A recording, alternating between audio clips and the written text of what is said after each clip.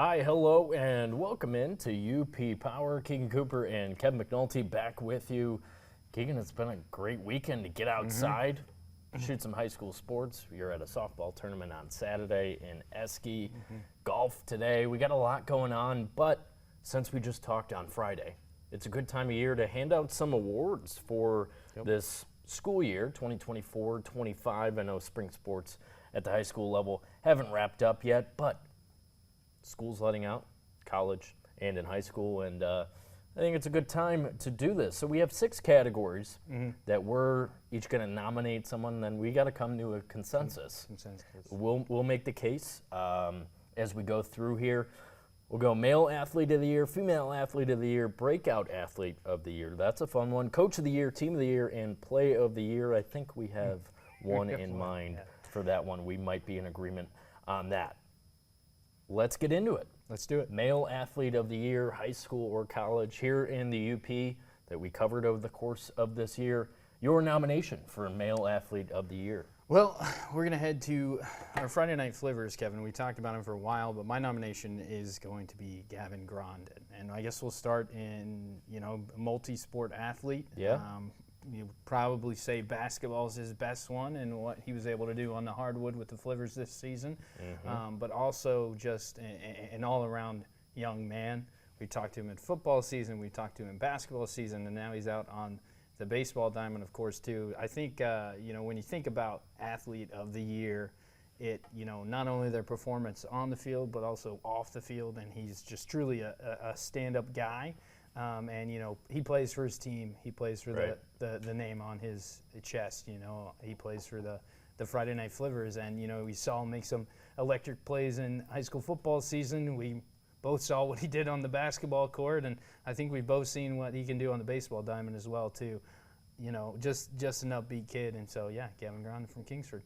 I like it. Multi-sport athlete, as you mentioned. You can't forget Kingsford went undefeated in the football regular season. Of course, they got bounced. They had some injuries against Gladwin early in the postseason. That was a bummer, but they were 9-0 during the regular season. He was a big part of that, catching passes, a lot of touchdowns for Grondin. Of course, what they did on the basketball court, first time in 60 years going down to the state semifinals in East Lansing. Grondin's not my nominee for male athlete of the year, but I will be nominating a Kingsford Fliver later on. I'm going to go with Marcus Tomaszek. I think it's a guy we talk about all the time. When you think about sports at Tech in 2024, 25, even at Northern too, he was the top player in any sport. And you think about what he did being a top 5 player in all of Division II college basketball, leading the Huskies to a historic regular season championship in the conference. They hadn't done that in 22 years. They win the conference. Of course, unfortunate how they seed the NCAA tournament, or that team could have gone pretty deep, like Lake State did, going to the Elite 8. Of course, Michigan Tech couldn't get through them. Tomaszek's my guy. You think about the moment, December 18th at Green Bay in his hometown, taking down the Phoenix, which made national headlines. He was the dude with 30 points in that game. You think about his 45-point performance at Ferris State, a really, really good team. That was a crazy game. And just the way he led them all year long, on top of playing through some injuries, down the stretch of the season, he wasn't 100% healthy. Had a few game winners and a few game clinchers too. Some big shots down the stretch, not easy to do. Hey, you talk about a dog. Yeah, he's a dog, so he's my nominee, and we got to come to a consensus here. Who is it, Gavin Grondin or Marcus Tomaszek? I like Marcus Tomaszek, and when you think about the impact that he's had on that program too, and what they were able to do, and the load that he kind of carried in games. When you think about the injury to Ty Fernholz, who was also a great player for the Huskies, but he goes down. And Marcus he got to take a few more shots. And what was great to see from Marcus, too, is he could go out and score 45 or 50 or whatever he wanted. But there were also days where he just facilitated, but was always kind of that level head and that captain, for the Huskies. And, of course, December 18th, mark that day down in history. Is it going to be Marcus Tomaszek Day? Maybe it will be. I think you got to give him the little bit of the edge. Gavin Grondin, phenomenal athlete, phenomenal young man. For all the reasons we laid out, definitely deserved that nomination. Okay, Marcus Tomashik, Male Athlete of the Year in the UP, according to Kevin and Keegan. Congratulations. Female Athlete of the Year. You start this one. I don't want to. I'll start the next one. Your nominee for Female Athlete of the Year. This is tough. I will start. Yeah. There's a reason why I'm going with this particular athlete and not someone else who you might think of right away, because we have another category that I think better suits her. Maybe a little bit of recency bias on my part, but I'm nominating Grayson LaMarche from Escanaba, just because we've seen her over the past couple of weeks be a star for the Eskimos on the softball field. Their story is still unwritten for the rest of the season. Yeah. They have some unfinished business in the postseason. They've been going downstate to play. Just yesterday, LaMarche was in the circle for the Eskimos. You forget softball, they can pitch a lot more than they can pitch in baseball. LaMarche, 551 average last year. I'm pulling stats from last year, but she's in the middle of her senior season right now, of course, going to play at Michigan. She's an incredible player. Just yesterday at Marquette, dominating 15-0 and 20-5. Escanaba won, and Marquette is a good team. Yeah. and when she is in the circle, like I said, they're pretty much unstoppable. Her ERA was 1 last year.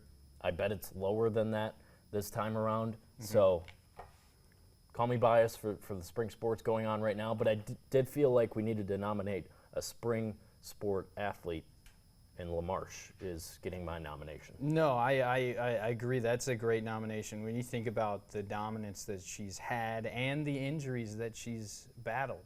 Too. I've watched her a couple games, and man, it's, I don't want to get in the box because it's impressive. Not only that she's able to, post a lot of strikeouts, but she also can get in the box and she can hit for power. She can drive in runs. Yeah. And she's a true leader for the Escanaba Eskimos on that softball team. So I thought about this. I had 3, and that's why I didn't have one written down before we came out here. But mine is going to be a college athlete, and I think you're going to know where I'm going with this. It's going to be a Wildcat. Yep. And we're going to go on to the women's lacrosse team and talk about Josie Lakowski. She was going to be an honorable mention for me. Go ahead, make the case. Josie Lakowski, when you think about Northern Michigan lacrosse and you think about goals being scored and assists, you got to think about Josie Lakowski. And I think the performance she had this season, although the Wildcats fall in the GLIAC championship to Grand Valley State, again, unfortunately, the dominance that she showed. Like we talked about on Friday. And the growth that she showed, and you think about NMU women's lacrosse, Minnie Battelle graduates, you got to find that dominant scorer, that big person. Big shoes to fill when you're talking about, call her Mrs. Record Breaker, because that was Minnie Battelle. She has all of them. Mm-hmm. Josie Lakowski is quickly getting her name up in those Wildcat record books, and the performance that she had this season, and what she was able to do a little bit last season, I think just goes to show that her growth as a player too. So Josie Lakowski of NMU women's lacrosse for GLIAC Attacker of the Year. That's and the fact that didn't go to a Grand Valley State Laker shows you just how great she was in 2025. I agree with you, and I think we're going to name Josie Lakowski the Female Athlete of the Year. I know that's 2 college athletes now, but in each of these awards that we've handed out, we've nominated a high school and college athlete. Look at us. And we didn't even discuss this prior to coming on the podcast, so give it up, Josie Lakowski, Female Athlete of the Year in the UP, according to TV6 Sports.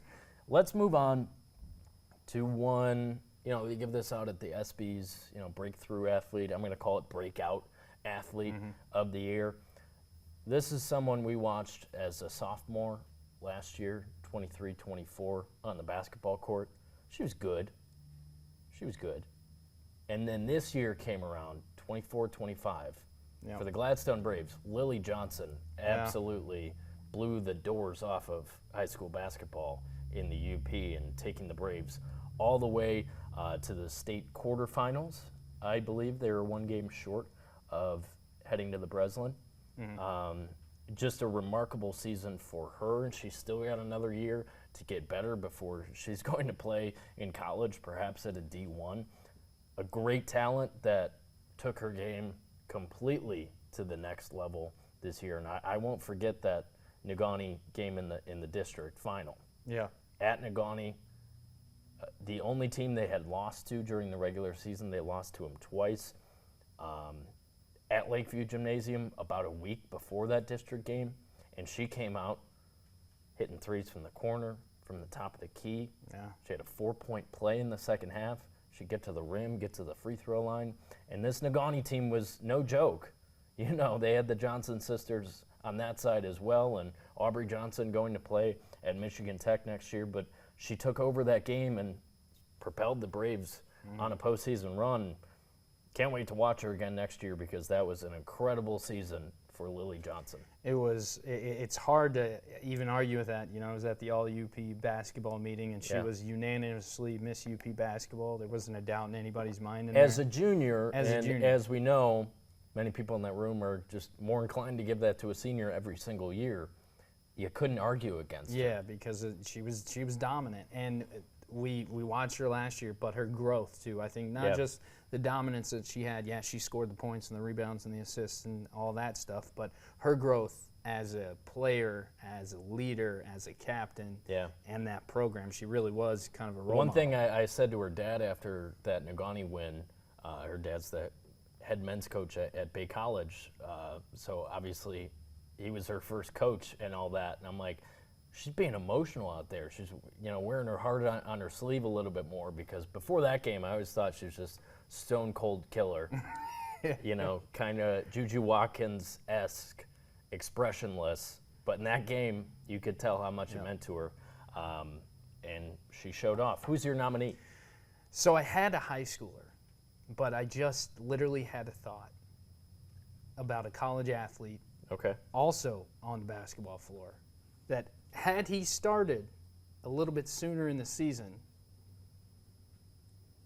the Wildcats might have maybe written a little bit of a different story. I know they still won the GLIAC championship. You know where I'm going with this. Yeah. Jackson Dudek on the NMU men's basketball team. I like it a lot.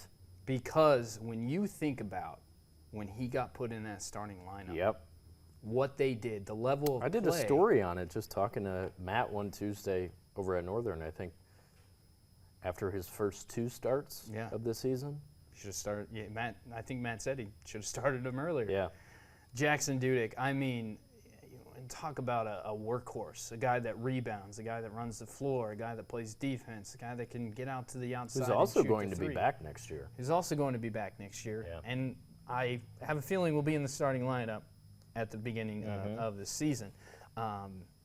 Because, you know, and maybe, especially when you think about a breakout athlete of the year, think about somebody who, you know, was on the team and was doing okay, but then excelled, you know, towards the middle and to the end, and he really did. He was a guy that, you know, could go out and get a bucket, could play defense, could rebound, could guard the best guy, could do it on both ends of the floor. So, yeah, it's going to be Jackson Dudek for me from the NMU men's basketball team. I like that. So our 2 nominees for Breakout Athlete of the Year here in the UP, Lily Johnson, Jackson Dudek. We haven't given an award to a high school athlete yet. I think Lily Johnson deserves an award. Yeah. Lily Johnson. Okay, Lily Johnson, Breakout Athlete of the Year. Who's your honorable mention? You had high school nominee. And then we're going to go to Negaunee, the Gannett brothers. Jordan and Easton and boys basketball, what they were able to do. When you think about, again, every year you think about it's a new team because you lose guys. You lose a pure scorer in Gavin Saunders. You got to replace him. Who steps up? Well, on any given night, Easton, Jordan, Easton would go out and they would be that. So it's the duo of them would have been my honorable mention. Okay, I like that too. Honorable mention. Breakout Athlete of the Year. Lily Johnson, congrats. We don't have anything to give you, but again, just a little round of applause. Coach of the Year in the UP, I had a couple in mind, but I told you there was a nomination coming from me for the Kingsford Flivers, and what they accomplished on the basketball court, Fair. playing in Division II and going to East Lansing is not an easy thing to do. It's not easy. As I mentioned, they last did it 60 years ago in 1965. Well, the Kingsford Flivers were led by a first-year head coach, Ben Olson, and he took that group that was really good the year before, led by Grondin as a junior. Morgan Slike was a junior a year ago, under Dan Olkinen, whose son Owen as a sophomore, I believe, this year. Could have been a breakout athlete. He was really, really good, but Dan Olkinen retires. Ben Olson has been a coach for a long time, not the head coach at Kingsford. This was his first year, and to see what that team did, end of the regular season, they finally knock off Marquette to share a conference title with Marquette. Obviously, they were two of the very best in the UP this year. I think the two best teams across all divisions. Ben Olson, I mean, that's just not easy to do in your first year. Go to East Lansing, make history for that program. They're set up well for the future, and that's why he's my nominee for Coach of the Year. No, I like it. And, you know, being a first-year head coach at any level, at any program, it's not an easy task because there's expectations year one. There's things that you have to do, and I think Ben Olson far exceeded that. I know they came up a little bit short, and they'd probably like a couple of possessions back, but just a phenomenal year for him at the helm. So mine nomination for Coach of the Year, and I had a little bit of hands-on with this because I was kind of along for the ride in the postseason, and you also caught some postseason action for him too. But we're going to go to hockey, Kevin. Yep. And Aaron Helmanen and the Jeffers Jets and that program and what they were able to do this year, making it all the way down to the state final, falling 2-1. But when you think about hockey here in the UP, there are, you know, immediately to me, you know, Marquette, Houghton, those are two schools that stand out, and Jeffers was able to go through them. Hancock, even the other Copper Country teams have all had a great run of luck and success in the postseason, but not Jeffers in the last 50 years. And I think what makes... So more history, you know. It was, I believe, 42 years since they even won a regional, and they beat Houghton to do that at the MAC this year. Very, very historic. I like that. Yeah, and, you know, we talk about this. Jeffers tended to be a co-op team. This past season, they weren't. It was all Jeffers Jets. It was all... It's a small school, too. You know, it was all those guys and led by Aaron Helmanen, the experience. And he was named by the Coaches Association the Coach of the Year in Division III, which I thought was well-deserved. Yeah. So he's my nomination because of what he was able to, you know, lead these guys who, you know, they've grown up together, they've played together, but, you know, I think sometimes when we talk about, you know, getting to the state championships in any sport at the high school level, it is so difficult because, you know, you get into your district, okay, you're playing teams that you played all year. Just ask Houghton. I mean, it's tough. They've been going far for many years, but have never raised up the trophy. Obviously, Jeffers fell short of that too this time around, but for them to get there, incredible stuff. Yeah, that was a fun team to follow throughout the month of March. It's tough. Ben Olson, Aaron Helmanen, two great coaches in their respective sports. Both made history this past season. I'll give it to you. I think the Jeffers run was a bit more impressive. Aaron Helmanen, Coach of the Year in the UP. Again, he's TV6. Another Coach of the Year award for him. And I think we can pause right here and take a moment to recognize some coaches that won't be around next season as they've retired. Yeah. A lot of programs going to have a different face at the helm. Two that come to mind. That is true. And two at Iron Mountain. Two at Iron Mountain, and then Robin Martela, the head football coach, and then, of course, Bucky Johnson, the head men's basketball coach. But I, you know, talked to Bucky, and more time for golf, and he'll still be around to cheer on the Mountaineers and, you know, maybe be on somewhere as an assistant and help out where you can. Yeah, those two guys have been a part of great tradition at that school. the other one that comes to mind that we covered, Paul Jacobson. Hanging it up, yeah. A couple years removed from taking the minors down to Ford Field. Yeah, you think about just the history that comes when you hear those guys' names and the programs that they built. And yeah, those programs for sure. And then Negaunee football's, on to Jeff Nemi as their new head coach, but he's only the third coach since, I believe, the late 60s when Dick Koski took over. And then he handed it off to Paul Jacobson 25 years later. It's time for Jeff Nemi. So, yeah, absolutely. Honorable mention for me, Coach of the Year, Josh Bittner. Oh, yeah. At Michigan Tech. I think so, yeah. I think very, very, very well deserved, because it is hard, and I couldn't even begin to know how to do it because I'm not a coach. You have the talent, you have the players, but you're playing in one of the toughest conferences in college basketball. How do you manage it all? How do you manage Marcus's time and shots and ball? And conference also that was owned by Ferris. And Grand Valley. And, Grand Valley's always good. And then really it's been owned by Northern. Yeah. Who's still in the mix, but in the regular season, it was the Michigan Tech Huskies, not to mention Lake State with that veteran group that they had. Yeah. That went to the Elite Eight. It was Tech that won the regular season championship. And that's hard. Tom Izzo always says that's the hardest championship to win. Yeah.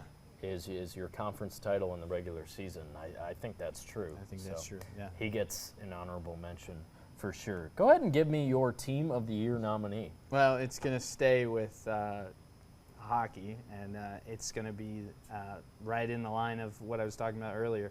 But the Jeffers Jets, for those guys to come together, the run that they did, and talking with them, especially at the quarterfinals and the semifinals, and even after the state final, they said, this is our year to do something special, and despite not winning the state title, we did still do something special, and I think that really resonated with me, because those guys, you could tell, they played for each other every period, every second, every game throughout the regular season. It was we have to go out there and do it if we want to win, and then they went out there and did it, and I think that's what's special, especially for a lot of teams in the UP, is yes, they're playing because they love the sport and they want to win, but they're also playing to represent their school and for the letters on their chest and the number on their back.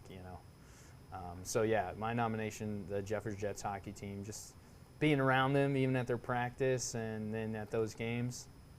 And they had great leadership on that team too. Benton Ryla and Britt Haninen, guys with letters on their chest, and it really meant something, and that was certainly true down the stretch of the season. My nominee, the only UP team to win a state championship in the sports we follow closely, football, volleyball, basketball, and hockey. Forest Park Trojans, state champs in 8-player football at the Superior Dome. They were incredible for most of the season. I believe only one loss. I'm going to pull up their schedule from 2024. And Brian Fabry, their head coach, certainly has a case for Coach of the Year too, so he's another honorable mention. But I'm going to go Team of the Year for the Forest Park Trojans, just making it back to the Superior Dome and getting it done, putting up so many points in the state championship game. They were a fun team to cover, and it was just the one loss to North Central in the regular season finale. Then, of course, they had to go play North Central. Those teams on a collision course in the 8-player playoffs pretty much every year. North Central dominated. So you think about that's a team that had to go through the historically great program in their division, and they did it this year.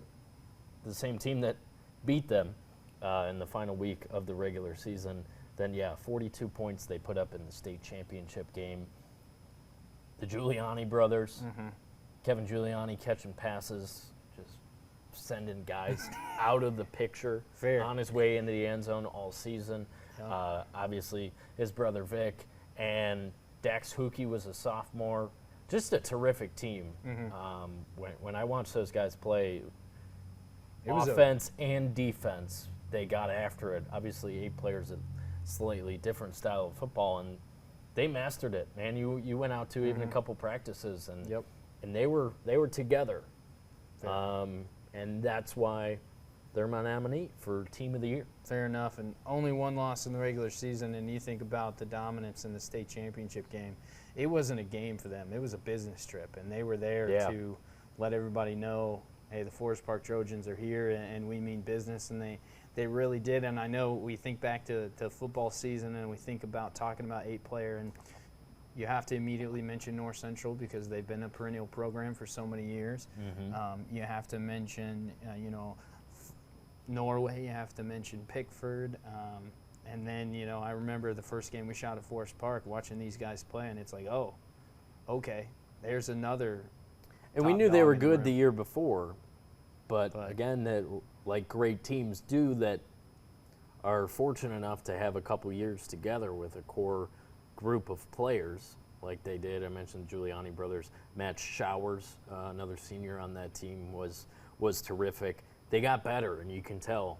They worked together in the offseason, the summer, all throughout the season to reach their ultimate goal. And you think about Crystal Falls, that's a town and alumni base in that town that went to that school. They care a lot. So those guys are legends in Crystal Falls forever. So Team of the Year, Forest Park Trojans on the football field. I agree. We can go with that because we gave Coach of the Year to Aaron Helmanen. Yep. Well, there's one left, Keegan. I kind of threw this one in knowing we'd have the same nomination. Yeah. We're not going to stray from that. Go ahead and tell us, what is the play of the year here in the UP for 24-25? It's in basketball season. Yep. It's the postseason. Yep. Westwood, Iron Mountain, Ethan Marta. Absolutely. At the buzzer. It has to be. I felt so lucky that day to be there. Yeah. And it dawned on me when Aaron Gordon had the walk-off buzzer-beating dunk in the Clippers series with the Nuggets. That was an air ball from Nikola Jokic that Aaron Gordon put back, and it made me think of Ethan Marta. It was an air ball from Tristan Miller, their second-best player, and Marta is there to put it back. The Mountaineers lost him, catches it out of the air, very little time to get it up. He's literally in the air and throws it in to beat the buzzer and win the game. Terrific. And I was also reminded that's how the 1983 national championship ended in NCAA men's basketball. NC State over Houston. Derek Wittenberg. Lorenzo Charles pulls it out of the air, and that's when Jimmy V's running around. It was the same thing. Ethan Marta running around like, I can't believe we just did that in Gladstone's gym. A huge game, regional semifinal in Division III, and then that was a launch pad for Westwood to go down to East Lansing. Yeah, and I mean, when we watch that back, not a lot of time left. Tristan Miller's got to get it up so he gets a shot off. An air ball, you're thinking that's going out of bounds, but Marta running the baseline, sees it go up, is able to jump in the air, catch it, kind of turn his body, flip it up and in, and they beat. It was amazing. Who I think everyone thought was headed deeper in the postseason. And they could have if they won that game. Yeah, in the Iron Mountain Mountaineers, and you think about Oscar Kangas and Gerald Sample Torres and that team, and Ethan Marta ends up being Bucky Johnson's last game. Yeah, which is kind of sad on the Iron Mountain front, but it was that deflating of a shot for Iron Mountain and that elating of a shot for the Westwood Patriots, and everything they were able to accomplish from that point forward really showed us how important a play like that, and of course a player to make a play like that. It was Ethan Martin. He'll be back next year to run it back with the Patriots. We'll see where they go. Yeah, play of the year. Ethan Marta, the Westwood Patriots, buzzer beater over Iron I Mountain. can't think of anything that comes close. And we had some great football plays, some great touchdowns. We've had some other great shots. Oh, hockey, buzzer beater. If this was Colby buzzer beater, that was in the regular season. Yeah, which is But to beat Kingsford, that was a point where I was like, oh, is Kingsford okay? Because, I mean, we knew how good they were. Yeah. And they lost to Norway, a good team, but not a team they were supposed to lose to. So, yeah, Cole By, that was a great moment. That one, deeper, obviously. Marta was under the basket. Cole By, probably a 25-foot three that he put up to beat Kingsford. That's a good one. If you're talking moment of the year, the natural hat trick for Alex Nordstrom against Ferris State. Fair. Obviously a senior who went to Hancock High School to have that. Also, so strange. I've never seen it done. Natural hat trick with an even strength goal, power play goal, and a shorthanded goal. Yeah. That part of it was pretty crazy. That would maybe be like a moment of the year that we'll give an honorable mention to Alex Nordstrom for. But play of the year, Ethan Marta. Yeah. Congratulations. Now, I've got one more. We weren't at this game because they were in the Dells, but NMU men's basketball. Yeah, Julian I forgot about Smith that one. Yep. hits that three at the buzzer right in front of the Wildcat bench to win the game. Yeah. And, we saw that on social media. That just another moment. We've had a lot of great, when you think about starting August 1st to where we're at now, May 13th, 2025. We've had a lot of great moments here in Upper Peninsula athletics, both at the high school level and the college level. Yeah. And it's nice to sit here and kind of recount some of the special ones, some of the ones that stick out. And we probably missed a few. We tend to go to a lot of games and stuff, but yeah, absolutely we did. Like, I'm trying to think on the high school football field, there was probably something crazy that happened. And there was. Remember Kingsford's fake punt? Yeah. Against Ngani? Yeah, and that's it. Yep. That definitely could be a nominee for play of the year. But, Ethan Marta, you get the title there. Let's recap our 6 awards we handed out. Do we have a name for these? We will call them the... Next year. Next year. We will have a name for you next year. As if I didn't text you at 1:01 this afternoon, let's hand out some awards on the pod. But I think we covered a lot here and came up with 6 great and worthy award winners. Best male athlete we gave to Marcus Tomaszek of Michigan Tech. Best female athlete, Josie Lukowski of Northern Michigan.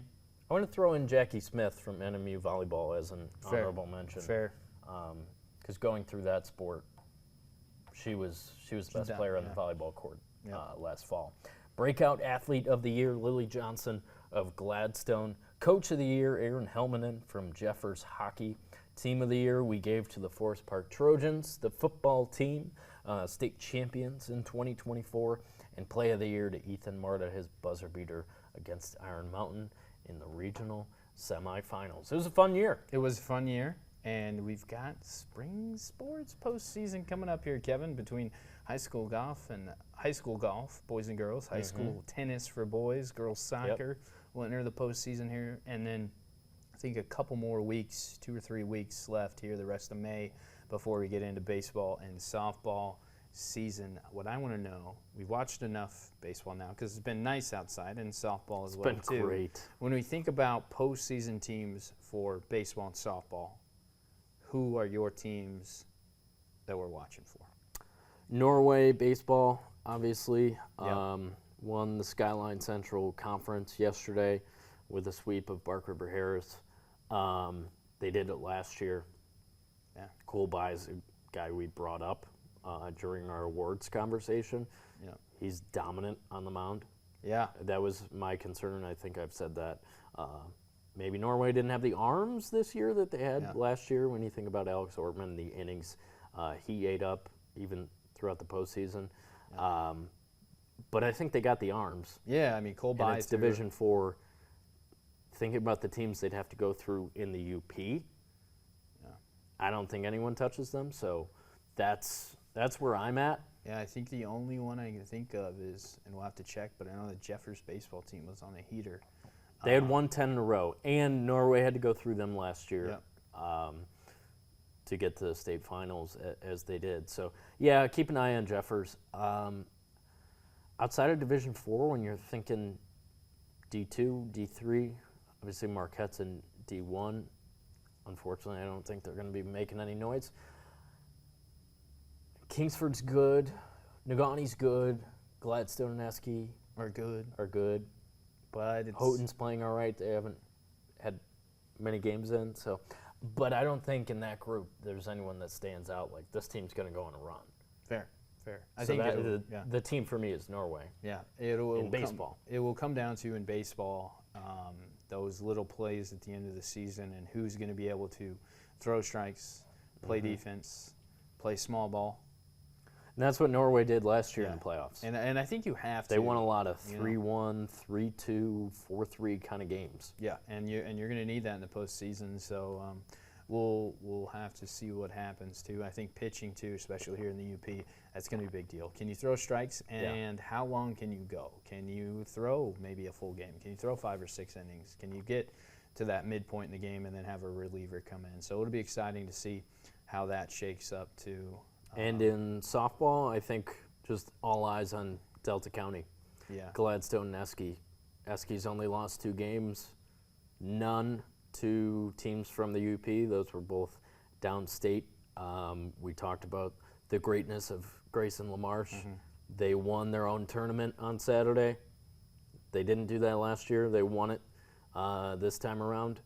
In dominant fashion, I might add. Then down the road, they dominated it. Yep. Yeah, very impressive. And down the road, Gladstone is undefeated. Now they play each other today. We're not going to be out there, but they do have a doubleheader next week. We will be there for sure. As these teams go head-to-head, and we see who maybe has the edge on the other one. But in terms of softball, looking right there, Eske and Gladstone. Yep. The Barbara Bellinger teams. Yeah. Briefly on the tennis court, Negaunte lost a duel for the first time in 2 years to Marquette last week. Now, they've since won the Kingsford invite over the weekend. I watched them dominate Westwood in a duel yesterday. I think they'll be fine, but when it comes time for the UP Finals, I believe at Marquette again at the end of the month, Marquette will have something to say about those back-to-back titles for the Negaunte Miners. Fair enough. So on the tennis court, that's something to follow for sure. Let's open up our lens a little bit and talk NBA and Stanley Cup playoffs. Starting with the NBA, we should actually talk about what was a crazy night for teams not in the postseason yesterday because the Dallas Mavericks, what in the world? Yeah. 3 months after trading Luka Doncic at 25 years old to the LA Lakers, the trade that will make the least sense in NBA history over the course of time. Yeah. That's not going to be challenged. Yep. They get rewarded. I mean, the fans deserve it, but the front office that did this to their fans and tanked the season, the fact that they went from June 2024 playing for the NBA Finals to June 2025 picking first overall with their own pick, that's mind-boggling. And Dallas gets the reward of Cooper Flagg. Of course, that's what everyone thinks they will and should do, including me, because Cooper Flagg is that type of player. I watched a lot of college basketball. He's can't miss, and that's an agreement among scouts and analysts. 1.8% chance to get the number 1 pick. And they got it. And I'm going to something that Nico Hare said, the GM for the Mavericks, talking about, and this is not exact verbatim, so I'm not quoting him, but I'm quote unquote, the Mavericks are in a state of trying to win a championship now in the next 2 to 3 years. Cooper Flagg is the best player in college basketball. Can't argue that. I know what you're going to bring up. Is Cooper Flagg going to come in to the Mavericks and be able to win them an NBA championship in 2 to 3 seasons?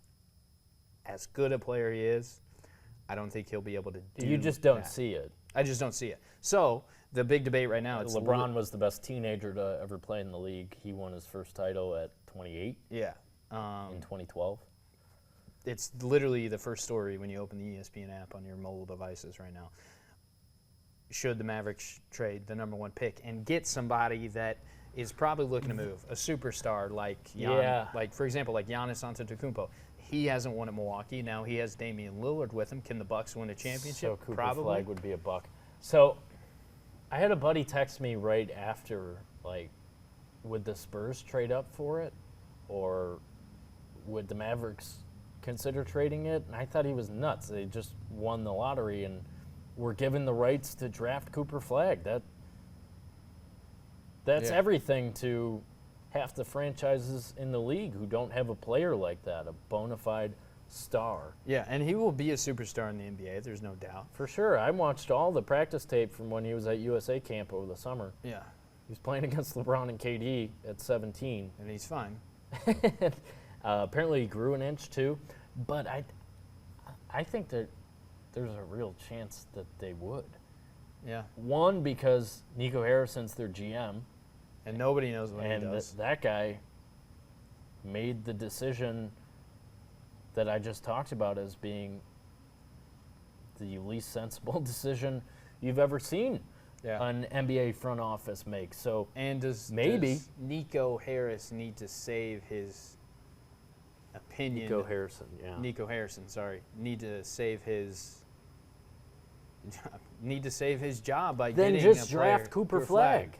Because right? I mean, no one's gonna fault you for that. and here's That's been the consensus for 2 years now. 2025 draft. Whoever has the number one pick is taking Cooper Flag. Now, here's the tough thing: is people would be like, "Well, are you going to compare Cooper Flag to Luka Doncic right now? Who are you? If you're picking, you're playing a 2-on-2. Me, I get the other player. Cooper's probably not going to. Who you taking? Pack on 75 pounds. You taking Cooper? You taking Luka? Cooper. Right now. Cooper. Yeah. He plays defense. I'm probably taking. And that's Cooper. another reason. Like, in his whole, when he did his closed door, Nico Harrison, this is his closed door media session, and then his press conference at the end of the year, and a lot of NBA people were like, man, just stop doing media for the time being. You're just going to make yourself look like a fool. And he kind of did. One of the things he brought up, and this actually is a decent defense for trading Luka Doncic, is defense wins championships.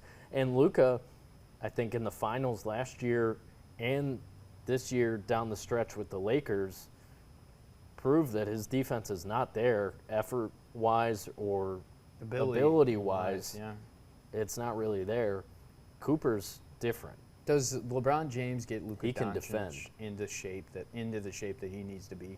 I think so. And yeah, I think so. and I think Luka. I mean, even right now, as people are Because Luka has to realize, as he's getting older, in his prime now, probably just entered his prime the last 2 years, whatever.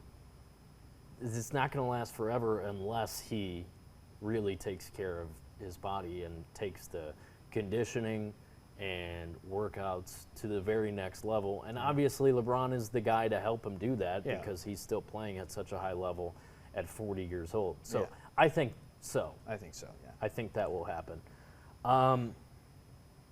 With the rest of the lottery, Spurs get number 2.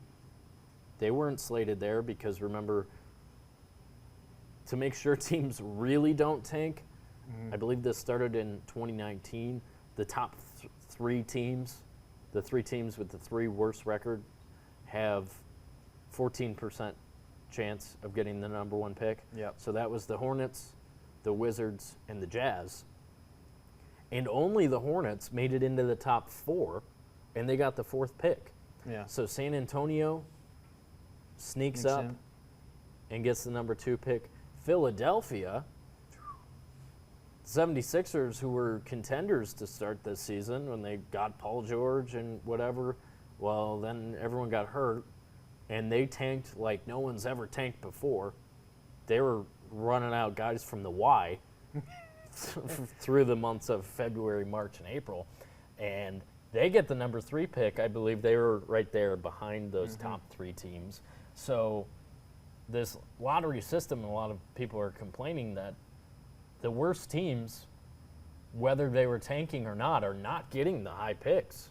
No. It feels like I don't want to call them rich because they're obviously not in the playoffs, but the Mavericks and the Spurs 2 years after getting Wemby, And then the 76ers, these aren't the teams that were supposed to be getting the top talent.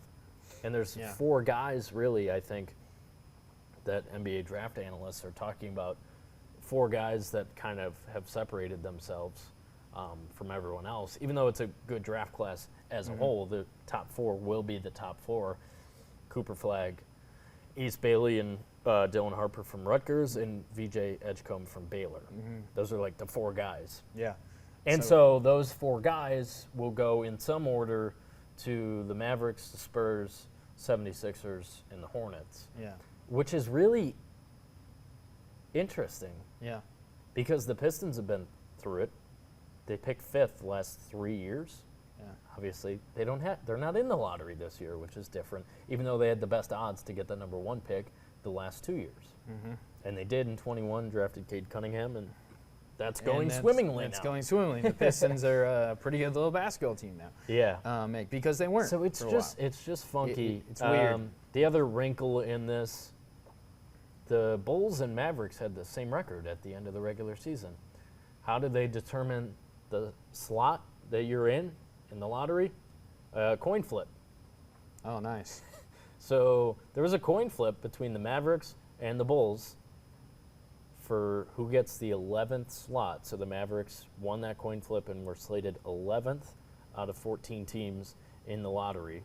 And the Bulls, because they didn't win that coin flip, their odds went from 1.8 to 1.7, and their ball wasn't the one picked for the first pick. So if the coin would have landed tails, you're telling me Cooper Flagg is the Chicago Bull. Yeah, that's tough. That's tough. Which is funny. And if you want to do the whole rigging the lottery conspiracy, which they don't do, it's fun to talk about, but they don't do it. They've rigged it for the Bulls once before in 2008 when we got Derrick Rose with 1.7% chance to get the number 1 pick. So that didn't happen again, unfortunately. Let's talk about the basketball that's going on. Fair. We have a series on the line tonight, which is pretty crazy, and we're starting in the Eastern Conference. That's the Pacers and the Cavs. Where have the Cleveland Cavaliers gone? Well, injuries. Fair. Donovan Mitchell's a game-time decision for tonight. I'm willing to say if he doesn't play, the series is over. Now, the game's in Cleveland, Game 5. I'm willing to say it's over tonight. Pacers get it done. Fair. I mean, the Pacers are playing better basketball, and this is the tough thing. Game 4 was shocking. Yeah. Because I thought what the Cavs did in Game 3 just would build a little bit of momentum for them because their roster's better. They were obviously better in the regular season, but they maybe don't have a difference maker, or their difference makers, whether that be Donovan Mitchell or Darius Garland, aren't playing to the level of Tyrese Halliburton. Tyrese Halliburton, man, he's been their guy. He's been my guy now. Yeah. Because he gets a lot of hate, and I don't really get it. So I'm riding with him. Yeah. And he's a really good player. And I said on Friday that he dictates the pace of every game he's a part of, which is really impressive to me. And the Pacers play fast. The Cavs haven't been able to catch up. Obviously, early in the series, they choked that one away at home that I know they wish they could have back. That doesn't happen in the playoffs. So doesn't happen. I also said on Friday the Pacers are my pick to go to the finals. At this juncture, they were up 2-1 at the time. Now they're up 3-1. That also keeping in mind that the Knicks were up 2-1 at the time when I said the Pacers would be moving on. And now the Knicks are up 3-1. These series in the East have been very similar in the fact that the home team has struggled, the high seed has struggled. There have been injuries, and we'll get to Jason Tatum. There's been shocking finishes for the underdogs in this series.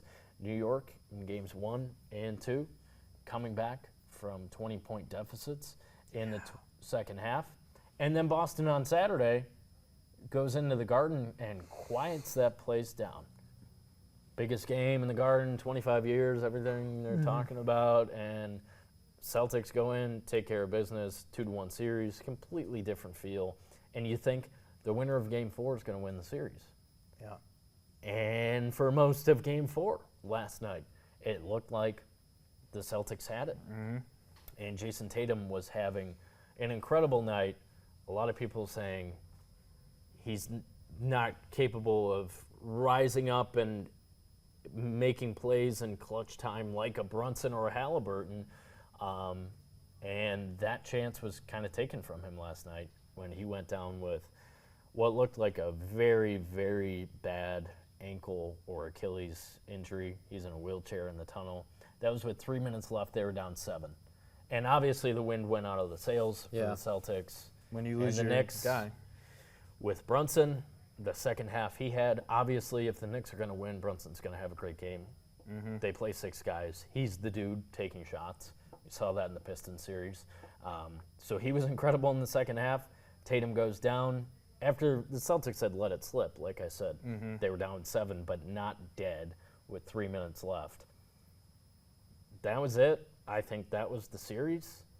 Yeah. Maybe the Celtics win Game 5. There's no way they get Tatum back. No. This he's, postseason. Yeah, he's done for the. Even though we don't know what the injury is, there's just no way way. he comes back. So, He's done for the year.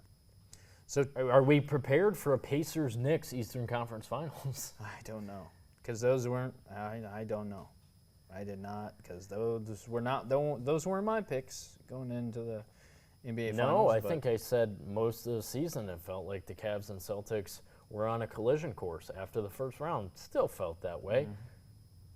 You know, were the Knicks going to give the Celtics a series, in my opinion? Yeah, I thought so. Same thing with Indiana and Cleveland, but I didn't think they would lose or go down 3-1 like they both are right now. That is the way it's gone. Mm-hmm. But we should go to the West, where tonight, Game 5 of the only series that stands at 2-2, the Nuggets and the Thunder. Highly competitive series. And after the Nuggets kind of stole Game 1 in OKC, Aaron Gordon's game winner from the three-point line, not his buzzer-beating dunk this time around. That was Game 1. Game 2 was a joke. The Thunder, a 40-point win over the Nuggets. Well, Denver goes home. They get behind their crowd. They show you the championship DNA that they have on that team. Yep. It's only 2 years ago. Jokic, Murray, Gordon, Porter Jr., those guys are champions. Yeah. Christian Brown's been playing awesome defense on SGA. I've been very impressed with that. So they win game 3. They kind of flex their muscles late Friday night and get that done, go up 2-1. Obviously, Thunder not out of it. Game 4's huge game in all of these tight series, as we've discussed, because in the other 3 series, it's put the opponent up 3-1. Well, the Thunder on an afternoon, pretty much 36 hours removed from Game 3, they're back out there again at altitude, and nobody could score. Nope. Nobody could have hit the broadside of a barn in the first quarter. It was 17-8 after the first quarter. And then the Nuggets start seeing them fall, and Jokic plays a little bit better, but you got to give the Thunder credit. Jokic is the best player in the world, but they have disrupted everything that he does so well that he looks uncomfortable.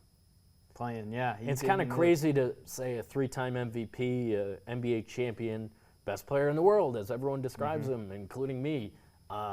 He looks uncomfortable out there. Yeah. And so the Thunder just find a way. They hang on. SGA was good enough. He's got to be more of a dude.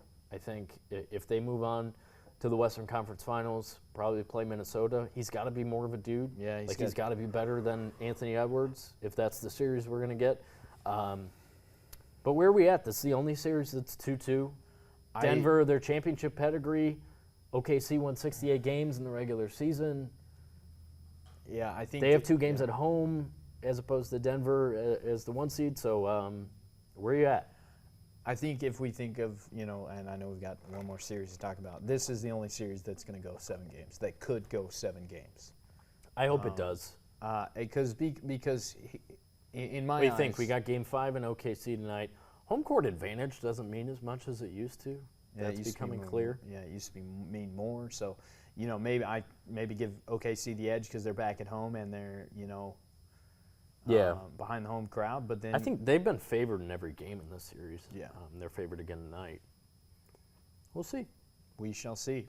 I agree. I think it's going to go 7. Let's go briefly Minnesota Golden State. Golden State isn't the team that they used to be when they had, Clay and. Well, without Draymond. Stephen Curry, they're not a playoff team. Yeah, that's what actually, I told my fair. friends last night, who are big Dubs fans. They're I'm not, like, even with Jimmy Butler, obviously he's very good and he can do a lot. They call him Playoff Jimmy for a reason. Their roster, their water around him is just not enough. And Draymond Green's great on defense. If he doesn't get a flagrant or a technical But he's not going to help you offensively as much as you need him to against a really good defensive team in Minnesota. So they've won 3 games in a row. It's the first time the Warriors have lost 3 straight playoff games since the 2016 finals when they blew a 3-1 lead. I think, unfortunately, when's the next game? Wednesday, so tomorrow night. Steph is questionable for that, but without Curry, they don't. I don't think they have a chance, regardless. No, I think Minnesota's kind of got a free ticket in. Yeah, let's wrap up in the NHL. Game 4 tonight between the Stars and the Jets. I told you on Friday I think this is the most intriguing series to me, and I think the Stars have a little bit of magic. I think they get it done at home again tonight. Take the 3-1 lead and that place is rocking. Give the Dallas fans some credit. No, they got to cheer for something because nobody's going to Mavericks game after they trade. Well, now they got Cooper Flag. They're going to be on fire. They're going to be back. They're going to be on fire tonight. I just like everything they do. And Rantanen, that's a crazy story. A guy who won a Stanley Cup in Colorado, plays on 3 teams this year, starting with the Avs. Then the Hurricanes, who are still in it, they take a 3-1 lead last night. And then he ends up on the Stars, and he's been terrific. I think he has 9 goals in the playoffs. Yeah. I think you're right on hitting the nail on the head here. I think maybe the Jets aren't dead, but the Edmonton-Vegas series has been thoroughly entertaining, but the Oilers just kind of had their way last night after got chippy early. These teams clearly don't like each other. And like the Panthers in the East, maybe the Oilers and the run they went on last year has just helped them because they weren't – I mean, Vegas probably the most talented team in this postseason. Yeah. And like I said, last night, 3-0 shutout win. Shutout in the playoffs. It's hard to do. They did it, and now they have a 3-1 lead. Like Edmonton to move on, Carolina has a 3-1 lead over the Washington Capitals. So I would say those 2 series are probably done, unfortunately. Yeah, it's like I mean, I know it's the old. I think the second round in the NHL hasn't been as entertaining. Now, there's only one series that's 2-2 in the NBA, but those other 3-1 series, it's the underdog who's leading. So it's really interesting in that aspect. Weird. The 2-2 series in the NHL, the Panthers and the Leafs, Wednesday night they play again in Toronto. I don't know. It might be might be a crucial game. It totally is. I mean, I know it's, Well, when you have a 2-2 series, the winner of Game 5, whatever the stat is, goes on to win the series. Yeah. 85% of the time. I don't know what the exact number is, but a lot of the time. Huge game. It's in Toronto, and Toronto's going to be on fire. I wish this was the Eastern Conference Finals because the Hurricanes don't do it for me. Fair. I don't like watching them play that much. They just kind of muck everything up. but you have to respect it. They're up 3-1 on the verge of going to the conference finals. So we'll see. Oilers Knights and Leafs Panthers tomorrow night. Obviously, two huge games. Vegas on the verge of elimination after a really, really great season. So we'll see what happens. Fair enough. All right, and that will do it for this edition of the podcast. Thanks for being with us, watching on YouTube, on our website, or listening on Spotify. We really appreciate it. So for Keegan Cooper, I'm Kevin McNulty, and have a great day.